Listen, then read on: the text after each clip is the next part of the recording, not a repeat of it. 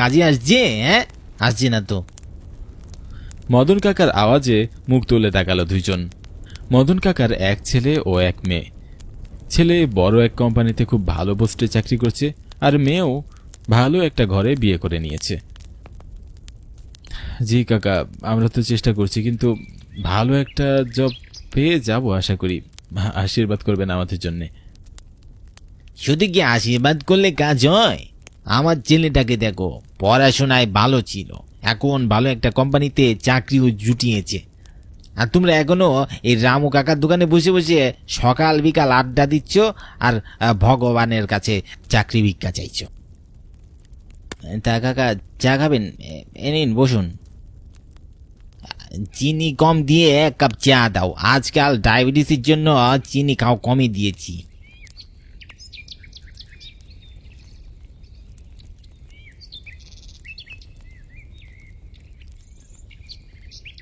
নাম যেমন মদন, কথাবার্তাও তেমন মদনের মতো। কোথায় একটু সাহস যোগাবে তা না, কথার বানে আমাদের মনোবলটাই ভেঙে দিচ্ছে। এভাবে বলতে হয় না শুভ, শত হলে উনি আমাদের গুরুজন। গুরুজন হলেই বাকি, ছোটবেলা থেকে উনি আমাদের সাথে এমন করেন। ওনার ছেলেকে আমাদের সাথে কখনো মিশতে দেননি। আমাদের নামে কতবার কমপ্লেন করেছেন স্কুলে, বাবা মায়ের কাছে। আর বাবা মায়ের কাছে কত মারছে খেয়েছি এর জন্যে। হ্যাঁ, সেজন্যই হয়তো এখন তার ছেলে এখন আমাদের সাথে বসে আড্ডা না দিয়ে স্যুট টাই পরে অফিসে যাচ্ছে। তুই কোনো চিন্তা করিস না, আমাদেরও একটা গতি হয়ে যাবে দেখিস। ঠিকই কইছো তোমরা, মনোবল ভাঙ্গ না, সাহস রাখো মনের মধ্যে। তুমি প্রাতিষ্ঠানিকভাবে পড়াশোনা না করেও অনেক উচ্চ শিক্ষিতর মতো তুমি কথা বলো কাকা। আমাদের একটা ভালো চাকরি হলে তারপরেও আমাদের বেতন দিয়েও তোমার ঋণ আমরা কখনো শোধ করতে পারবো না কাকা। হ্যাঁ কাকা। আরে দূর, ওইসব কথা কয় নাকি?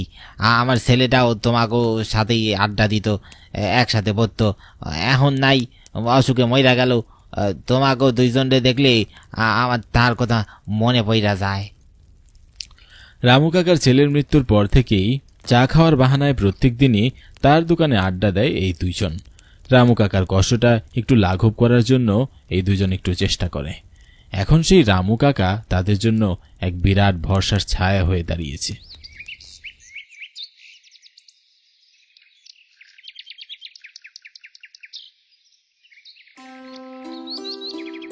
এত বড় একটা ছেলে, অথচ এখনো বাপের হোটেলে খাস, মায়ের হোটেলে ঘুমাস, লজ্জাও করে না তোর? লজ্জা করবে কেন? আমি তো জামা কাপড় পরেই আছি। পরিস্থিতি স্বাভাবিক করার জন্য কথাটা বললেও সেটা কোনো কাজে দিল না। তার মা আরো রেগে গেল। হ্যাঁ, তা সেই জামা কাপড়ের টাকাটাও তো নিজের টাকায় কেনা না, তোর বাপের টাকায় কেনা। এই বয়সে তোর উচিত তোর বাবাকে কাপড় কিনে দেওয়া, কিন্তু সেই কপাল কি আর তার আছে?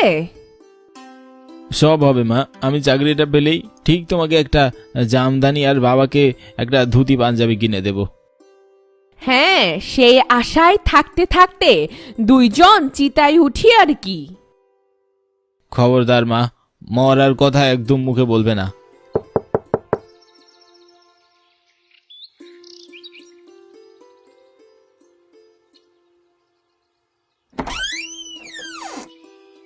কিরে, এই বই কিসের? আর আবার কলেজে ভর্তি হবি নাকি? কলেজে ভর্তি হব না, তবে পড়াশোনা শুরু করব। এবার থেকে চাকরির প্রস্তুতি নিব। গতকাল মদন কাকার ওইসব কথাগুলো আমার ভীষণ গায়ে লেগেছে। আমারও আর বাবা মায়ের ঘাড়ে বসে বোঝা হয়ে থাকতে মন চাইছে না। একাডেমিক লাইফে অনেক ফাঁকিও মেরেছি। আর না, এবার থেকে আমরা দুজন জম্পেশ পড়াশোনা করব। হ্যাঁ,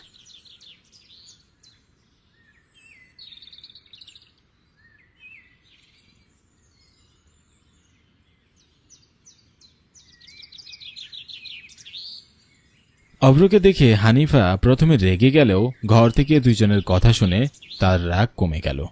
মনে মনে সে ভাবলেন, এবার যদি দুইজনের সুমতি হয় তবে মন্দ কি? ভগবান ছেলে দুটোকে একটু দেখো।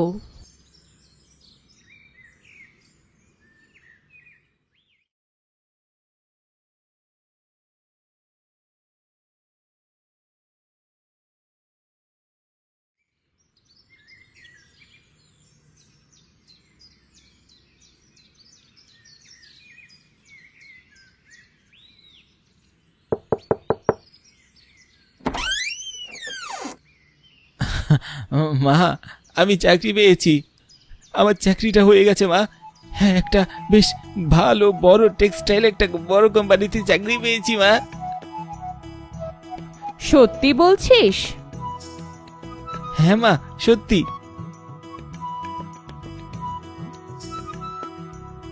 আর তোর সেই বন্ধুর কি খবর?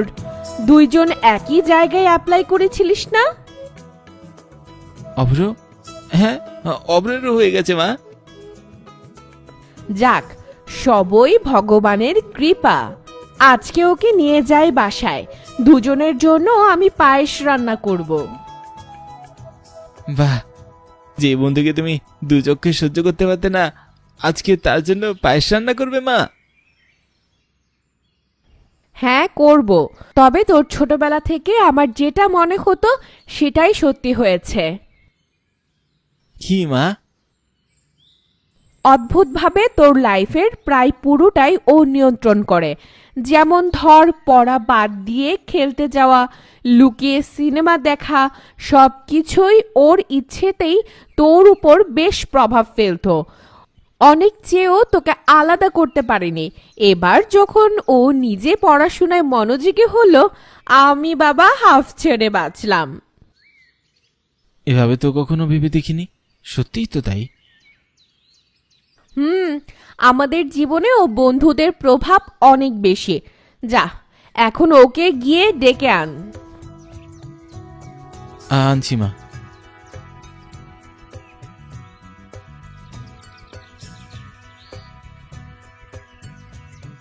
তোমার আশীর্বাদ কাজে লেগে গেল রামু কাকা।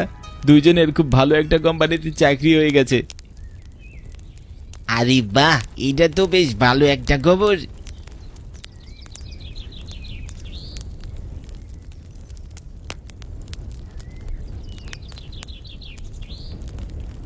আজকেও দুজন চলে এসেছো, আর কতদিন বেকার বেকার বসে খাবে? হ্যাঁ কাকা, আমরা আর বেকার নই।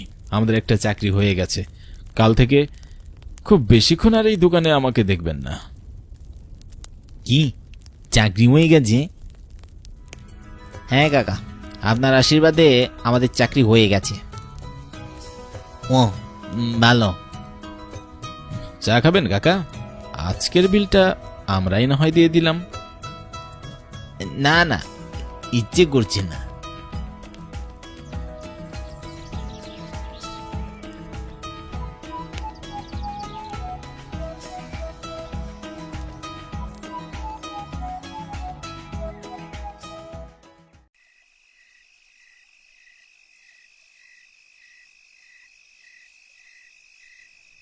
বড়গিন্নি, ও বড়গিন্নি, কোথায় গো? দেখো কাকে নিয়ে এসেছি।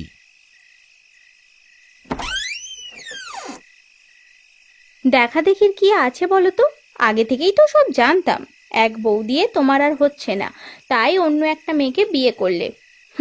এখন আর বাইরে দাঁড়িয়ে আছো কেন? যাও যাও, ভেতরে যাও। বলি, তোমার কি কোনো আক্কেল নেই? মেয়েটা বিয়ে করে এখনো বাড়িতে পা রাখতে পারলো না, তুমি চিৎকার চেঁচামেচি শুরু করে দিয়েছো। ভদ্রতা বলেও তো কিছু আছে নাকি? আর আমাকে ভদ্রতা শিখিও না। ঠিক মতো আমাকে খাওয়াবার জো নেই, আবার একটা বিয়ে করেছে। বুড়ো বয়সে যত সব ভীমরতি। বড় বউ রেগে ভেতরে চলে গেল। ছোট বউ, কিছু মনে করো না।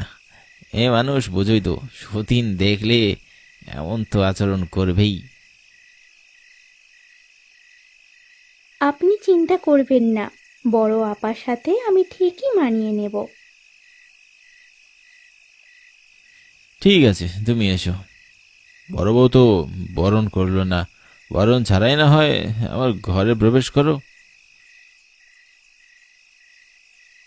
এটা তো আজ থেকে আমারও সংসার।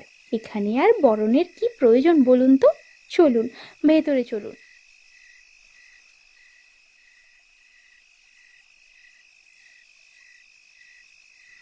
প্রকাশ তার ঘরে ছোট বউকে নিয়ে যেতেই দেখে বড় বউ ওই ঘর দখল করে আছে। প্রকাশ বেশ রেগে গিয়ে বলল, এগি তুমি এখানে? আর ঘরের অবস্থা তো খারাপ কেন? তোমাকে না বলছিলাম ঘরটা একটু গুছিয়ে রাখতে। আমার ঘরে আমি যেমন ইচ্ছে তেমন করে রাখ। এটা গোছানো থাকুক বা এলোমেলো থাকুক, সেটা আমার দেখার বিষয়। তুমি এখানে নাক গলাতে এসেছো কেন? আর বিয়ে করেছো যখন, নতুন বউকে নিয়ে অন্য ঘরে যাও গে। কি যা তা বলছো? হ্যাঁ, এটাই তো আমার ঘর। এত বছর ধরে এই ঘরে তো আমি থেকে আসছি। আমি না, বলো আমার। তোমার সাথে আমি বিয়ে করে যখন এই ঘরে এসেছি, তখন থেকেই এই ঘরে থাকছি। আর আমি আমার এত বছরের সাজানো ঘর কোনো বাইরের মেয়েকে দেব না। তুমি কিন্তু বেশি বাড়াবাড়ি শুরু করে দিয়েছো বড় বউ। তোমার কাজ করতে অসুবিধা হচ্ছিল বলেই আমি দ্বিতীয় বিয়ে করেছি। এখন তুমি ঝামেলা করছো। অর্ধেক কথা বলবে না বলে দিচ্ছি। তোমাকে আমি বলেছিলাম একটা কাজের মেয়ে রাখলেই সব সমস্যার সমাধান হবে, কিন্তু তোমার ভীমরতির জন্যই তুমি আবার বিয়ে করেছো।